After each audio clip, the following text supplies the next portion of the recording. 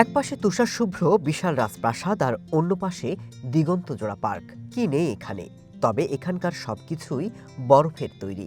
পাখির চোখে দেখলে মনে হবে সত্যি হয়তো বাস্তবে পরিণত হয়েছে রূপকথার গল্পের কোনো এক ওয়ান্ডারল্যান্ড। চায়নার হারবিন শহরে শুরু হয়েছে ঐতিহ্যবাহী বরফ উৎসব।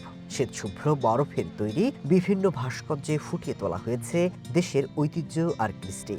রোববার থেকে শুরু হওয়া এই জমকালো আয়োজন দেখতে জড়ো হয়েছেন দেশ বিদেশের লাখো পর্যটক।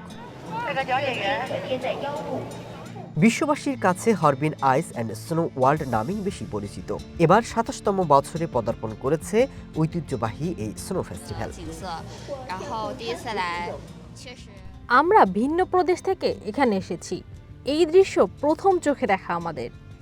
এ যেন শীতল কোনো রাজ্যে এসে পড়েছি। বিশাল এলাকা জুড়ে আয়োজিত এই উৎসবের অন্যতম আকর্ষণ ৩০০ মিটার দীর্ঘ সুপার আইস স্লাইড, যেখানে রয়েছে ১৪টি লেন। আয়োজকরা জানান, বিশাল এই উৎসবের স্থাপনাগুলো তৈরি করতে এবার ব্যবহার করা হয়েছে কয়েক লাখ কিউবিক মিটার তুষার আর বরফ।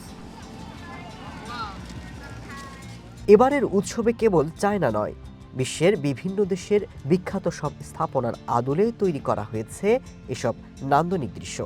মাসব্যাপী এই শীতকালীন উৎসব ঘিরে প্রতি বছরে রেকর্ড সংখ্যক পর্যটকের আগমন ঘটে চীনে। গেলবার উৎসবে যোগ দিয়েছিলেন প্রায় ৩০ লাখ পর্যটক। ধারণা করা হচ্ছে এবার সেই সংখ্যাও ছাড়িয়ে যেতে পারে। Masud Rana, one international desk.